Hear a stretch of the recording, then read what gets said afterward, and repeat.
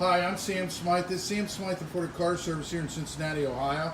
And we have a 79 MGB here. We're going to be going through the carburation, the fuel system, the electrical system, cooling system, change all the fluids. It's been sitting a while. We're also going to put a gas tank in it, just because that one's a little old. Some of them need gas tanks, some of them don't. There's no right or wrong on these MGs through the years. You just have to go with whatever it is that the car needs when you're checking them.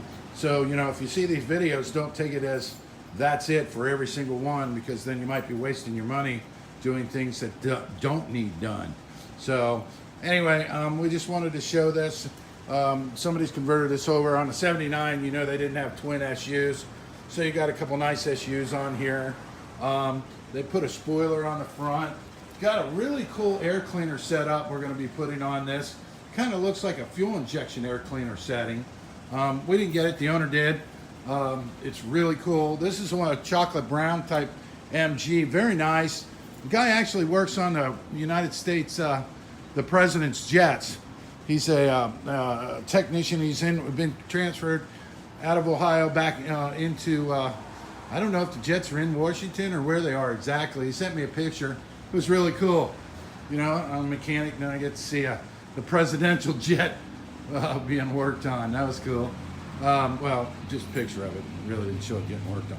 But anyway, with that all being said, we're taking care of his MG, which that's quite an honor.